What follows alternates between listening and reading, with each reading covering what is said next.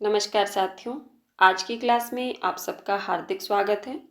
साथियों, आज की क्लास में हम हिंदी साहित्य के कुछ महत्वपूर्ण प्रश्नों पर विस्तृत चर्चा करेंगे।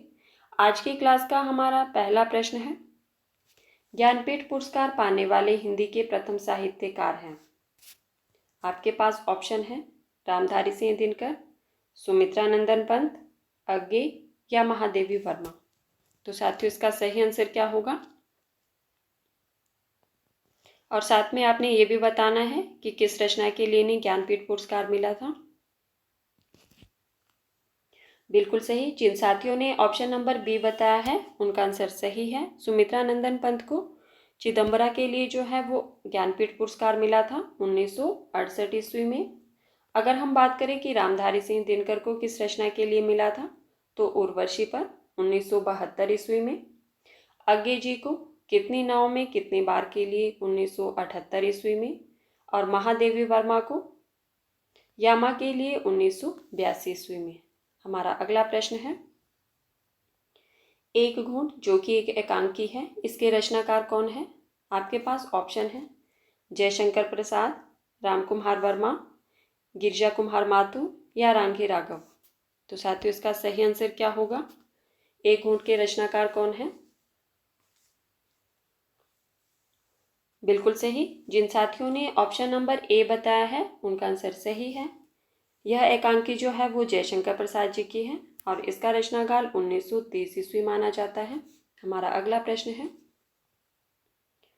अमीर खुसरो हिंदी साहित्य के किस काल से संबंधित कवि है? अमीर खुसरो हिंदी साहित्य के किस काल से संबंधित कवि है? आपके पास ऑप्शन है रीतिकाल, आधुनिक काल, भक्तिकाल या आदिकाल। तो साथियों, इसका सही आंसर क्या होगा? अमीर खुसरो किस काल से संबंधित कवि माने जाते हैं? बिल्कुल सही। जिन साथियों ने ऑप्शन नंबर डी बताया है उनका आंसर सही है। यह आदिकाल से संबंधित कवि माने जाते हैं और इन्हें खड़ी बोली का प्रथम कवि भी माना जाता है। हमारा अगला प्रश्न है, बुद्धू का कांटा कहानी के लेखक है। बुद्धू का कांटा जो कि एक कहानी है, इसके लेखक बताना है आपको। आपके पास ऑप्शन है बेचन शर्मा उग, चंद्रधर शर्मा गुलेरी, विश्वंबरनाथ शर्मा कौशिक या प्रेमचंद। तो साथियों, इसका सही आंसर क्या होगा? बुद्धू का कांटा जो कहानी है, इसके लेखक कौन है और इसका रचनाकाल भी बताना है। इसका रचनाकाल क्या माना जाता है? बिल्कुल सही। जिन साथियों ने ऑप्शन नंबर बी बताया है उनका आंसर सही है। बुद्धू का कांटा चंद्रधर शर्मा गुलेरी की कहानी है। चंद्रधर शर्मा गुलेरी ने कुल 3 कहानियां लिखी हैं। एक है इनकी सुखमय जीवन, जिसका रचनाकाल 1911 ईस्वी है। बुद्धू का कांटा 1914 की है और उसने कहा था 1915 की है। ठीक है। हमारा अगला प्रश्न है, विद्यापति की पदावली की भाषा क्या है? विद्यापति की रचना जो पदावली है उसकी भाषा बतानी है आपको। आपके पास ऑप्शन है मैथिली, ब्रजभाषा, मगही या भोजपुरी। तो साथियों, इसका सही आंसर क्या होगा? पदावली की भाषा क्या है? बिल्कुल सही। जिन साथियों ने ऑप्शन नंबर ए बताया है उनका आंसर सही है। पदावली की भाषा जो है वो मैथिली है। रामचंद्र शुक्ल के अनुसार इसका रचनाकाल संवत 1460 ईस्वी माना जाता है। सॉरी, रामचंद्र शुक्ल के अनुसार इसका रचनाकाल संवत 1460 है। हमारा अगला प्रश्न है, हिंदवी शब्द का सर्वप्रथम प्रयोग किसने किया? हिंदवी शब्द का सर्वप्रथम प्रयोग किसने किया? आपके पास ऑप्शन है रामचंद्र शुक्ल, अब्बू सईद, मुल्ला दाऊद या अमीर खुसरो। तो साथियों, इसका सही आंसर क्या होगा? हिंदवी शब्द का सर्वप्रथम प्रयोग किसने किया, ये आपको बताना है। बिल्कुल सही। जिन साथियों ने ऑप्शन नंबर बी बताया है उनका आंसर सही है। अब्बू सईद ने हिंदवी शब्द का सर्वप्रथम प्रयोग किया है। हमारा अगला प्रश्न है, आंचलिक रचनाएं किससे संबंधित हैं? आंचलिक रचनाएं किससे संबंधित हैं? आपके पास ऑप्शन है लोक विशेष से, देश विशेष से, जाति विशेष से या क्षेत्र विशेष से। तो साथियों, इसका सही आंसर क्या होगा? आंचलिक रचनाएं किससे संबंधित होती है? बिल्कुल सही। जिन साथियों ने ऑप्शन नंबर डी बताया है उनका आंसर सही है, क्षेत्र विशेष से। ठीक है। आंचलिक का अर्थ होता है अंचल, अंचल मतलब क्षेत्र। अगर आपसे मैं प्रश्न पूछूं कि कुछ आंचलिक उपन्यासकारों के नाम बताइए, बताइए फटाफट से। बिल्कुल सही। फणीश्वर नाथ रेणु, रांगे राघव, नागार्जुन, हिमांशु जोशी, ये सभी जो है वो आंचलिक उपन्यासकार माने जाते हैं। हमारा अगला प्रश्न है, मजदूरी और प्रेम निबंध के रचनाकार हैं। ये निबंध है एक, मजदूरी और प्रेम, इसके रचनाकार कौन हैं? आपके पास ऑप्शन है बालकृष्ण भट्ट, प्रताप नारायण मिश्र, सरदार पूर्ण सिंह या हजारी प्रसाद द्विवेदी। तो साथियों इसका सही आंसर क्या होगा? मजदूरी और प्रेम निबंध के रचनाकार बताना है आपको कि कौन है। बिल्कुल सही। जिन साथियों ने ऑप्शन नंबर सी बताया है उनका आंसर सही है। यह निबंध जो है वो सरदार पूर्ण सिंह का है। सरदार पूर्ण सिंह ने कुल 6 निबंध लिखे हैं। ठीक है। हमारा अगला प्रश्न है, मानस का हंस के लेखक का नाम है। मानस का हंस, इसके लेखक बताना है आपको कि कौन है। आपके पास ऑप्शन है जयशंकर प्रसाद, अमृतलाल नागर, प्रेमचंद या भारतेंदु हरिश्चंद्र। तो साथियों इसका सही आंसर क्या होगा? मानस का हंस जो कि एक उपन्यास है, इसके रचनाकार बताना है आपको। बिल्कुल सही। जिन साथियों ने ऑप्शन नंबर बी बताया है उनका आंसर सही है। मानस का हंस उपन्यास जो है वो अमृतलाल नागर का है और इसका रचनाकाल 1972 ईस्वी है। ठीक है। और यह तुलसीदास जी के जीवन एवं व्यक्तित्व पर आधारित है। हमारा अगला प्रश्न है, पद्मावत की भाषा अवधी है तो लिपि क्या है? पद्मावत जो कि जायसी की रचना है, इसकी भाषा तो अवधी है पर लिपि क्या है ये आपको बताना है। आपके पास ऑप्शन है फारसी, देवनागरी, अरबी या गुरुमुखी। तो साथियों इसका सही आंसर क्या होगा? और आप लोगों ने इसका रचनाकाल भी बताना है क्योंकि हमने पिछली क्लास में जो है वो डिस्कस किया था। बिल्कुल सही। इसका रचनाकाल जो है वो 1540 ईस्वी है और इसकी लिपि, बिल्कुल सही। जिन साथियों ने ऑप्शन नंबर ए बताया है उनका आंसर सही है। इसकी लिपि जो है वो फारसी मानी जाती है और पद्मावत की भाषा अवधी मानी जाती है। हमारा अगला प्रश्न है, पाल गोमरा का स्कूटर कहानी के लेखक हैं। पाल गोमरा का स्कूटर जो कि एक कहानी है, इसके लेखक बताना है आपको। आपके पास ऑप्शन है उषा प्रेमवदा, उदय प्रकाश, चंद्रधर शर्मा गुलेरी या जैनेन्द्र कुमार। तो साथियों ये किसकी कहानी है पाल गोमरा का स्कूटर? बिल्कुल सही। जिन साथियों ने ऑप्शन नंबर बी बताया है उनका आंसर सही है। यह उदय प्रकाश जी की कहानी है और इसका रचनाकाल 1997 ईस्वी माना जाता है। हमारा अगला प्रश्न है, निम्न में से कौन सा युग्म सुमेलित नहीं है? ठीक है। आपके पास ऑप्शन है इंद्रावती, नूर मोहम्मद, हंस जवाहिर, कासिम शाह, मधुमालती, कुतुबन, चित्रावली, उस्मान। तो आपने बताना है कि जो इसमें सुमिलित नहीं है वो कौन सा है।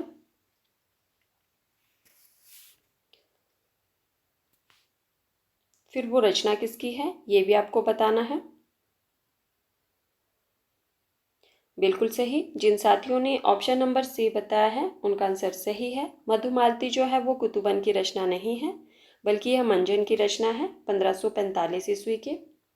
ठीक है। अगर हम बात करें इंद्रावती नूर मोहम्मद की जो रचना है, इसका रचनाकाल क्या है? तो 1744 ईस्वी। हंस जवाहिर कासिम शाह की रचना है, इसका रचनाकाल है 1731 ईस्वी। और चित्रावली तो 1613 ईस्वी। हमारा अगला प्रश्न है, सरकटी लाश उपन्यास के लेखक कौन है? ये आपके पास उपन्यास का नाम है सरकटी लाश। इसके लेखक बताना है आपको कि इसके लेखक कौन है। आपके पास ऑप्शन है बाबू देवकी नंदन खत्री, गोपाल राम गहमरी, लज्जा राम मेहता या महावीर प्रसाद द्विवेदी? तो साथियों इसका सही आंसर क्या होगा? सरकटीलाज उपन्यास के लेखक कौन है? बिल्कुल सही। जिन साथियों ने ऑप्शन नंबर बी बताया है उनका आंसर सही है। सरकटीलाज उपन्यास के लेखक जो है वो गोपाल राम गहमरी है। इन्हें जो है वो हिंदी का कानन डायल भी कहा जाता है। किसे? गोपाल राम गहमरी को हिंदी का कानन डायल भी कहा जाता है। हमारा अगला प्रश्न है, अनामदास का पोथा उपन्यास के रचयिता कौन है? ये आपके पास उपन्यास का नाम दिया गया है, अनामदास का पोथा। इसके रचयिता बताना है आपको। आपके पास ऑप्शन है माखनलाल चतुर्वेदी, सोहनलाल द्विवेदी, हजारी प्रसाद द्विवेदी या यशपाल। तो साथियों इसका सही आंसर क्या होगा? ये किसका उपन्यास है ये आपको बताना है और साथ में इसका रचनाकाल भी बताना है। बिल्कुल सही। जिन साथियों ने ऑप्शन नंबर सी बताया है उनका आंसर सही है। यह उपन्यास जो है वो हजारी प्रसाद द्विवेदी का है और इसका रचनाकाल 1976 ईस्वी है। हमारा अगला प्रश्न है, मौर्य विजय के रचनाकार हैं। मौर्य विजय के रचनाकार कौन है? आपके पास ऑप्शन है जयशंकर प्रसाद, जैनेन्द्र कुमार, सियाराम शरण गुप्त या भारतेंदु हरिश्चंद्र। तो साथियों इसका सही आंसर क्या होगा? मौर्य विजय के रचनाकार कौन है? बिल्कुल सही। जिन साथियों ने ऑप्शन नंबर सी बताया है उनका आंसर सही है। मौर्य विजय जो है वो सियाराम शरण गुप्त की रचना है 1914 ईस्वी की। साथियों जो पहली बार चैनल पर आए हैं प्लीज़ वो चैनल को सब्सक्राइब कर देना और सभी लोग वीडियो को लाइक भी कर देना। हमारा अगला प्रश्न है, निम्न में से कौन अलंकारवादी आचार्य नहीं है? आपको बताना है कि अलंकारवादी आचार्य कौन नहीं है। आपके पास ऑप्शन है भामह, दंडी, उद्भट या वामन। तो साथियों इसका सही आंसर क्या होगा? बिल्कुल सही। जिन साथियों ने ऑप्शन नंबर डी बताया है उनका आंसर सही है। वामन जो है वो अलंकारवादी आचार्य नहीं है। यह रीति संप्रदाय के प्रवर्तक माने जाते हैं, रीति संप्रदाय के आचार्य माने जाते हैं। हमारा अगला प्रश्न है, ध्वनि सिद्धांत के प्रवर्तक माने जाते हैं।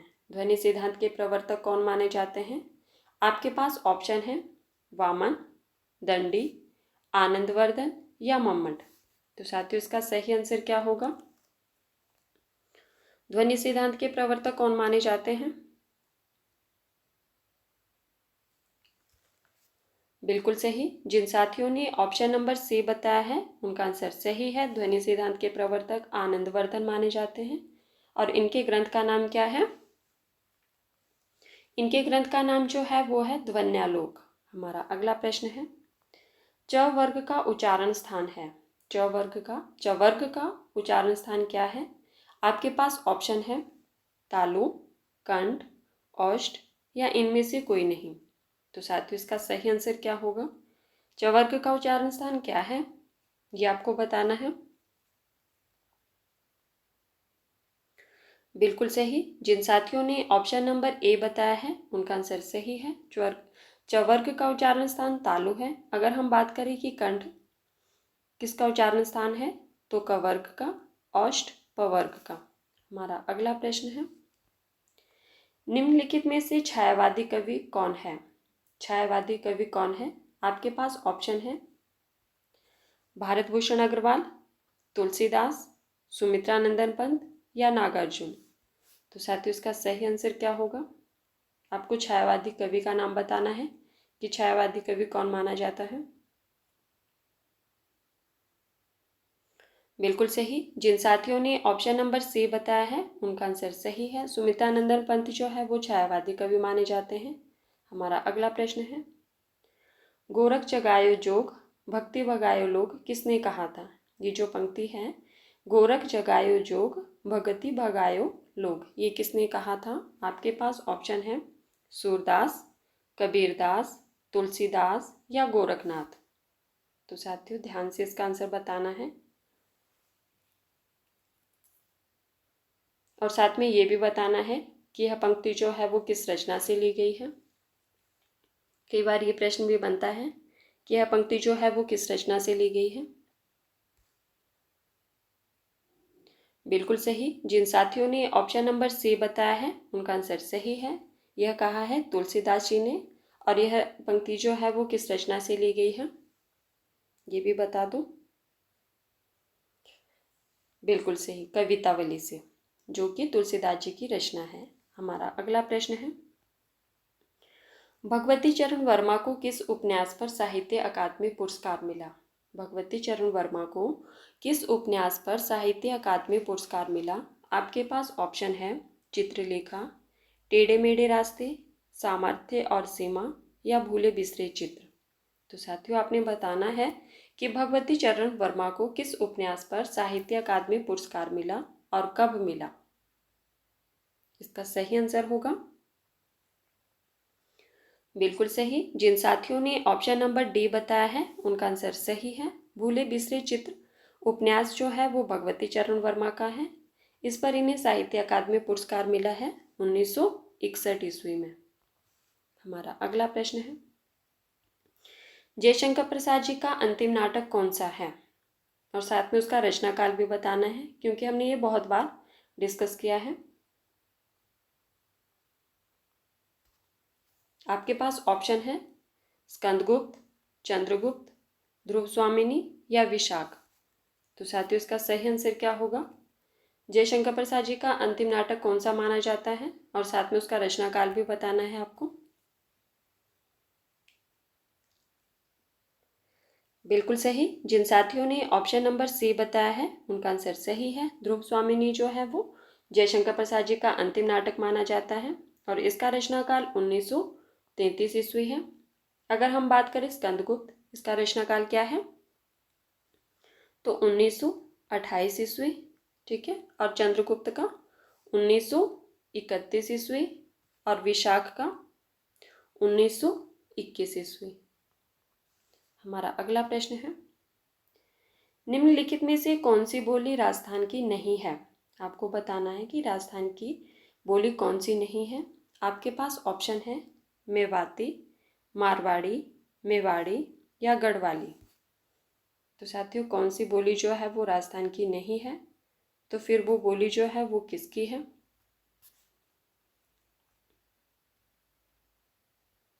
बिल्कुल सही। जिन साथियों ने ऑप्शन नंबर डी बताया है उनका आंसर सही है। गढ़वाली जो है वो राजस्थान की बोली नहीं है, बल्कि पहाड़ी हिंदी की बोली मानी जाती है। हमारा अगला प्रश्न है, निम्न में से कौन सी रचना रामकुमार वर्मा की है?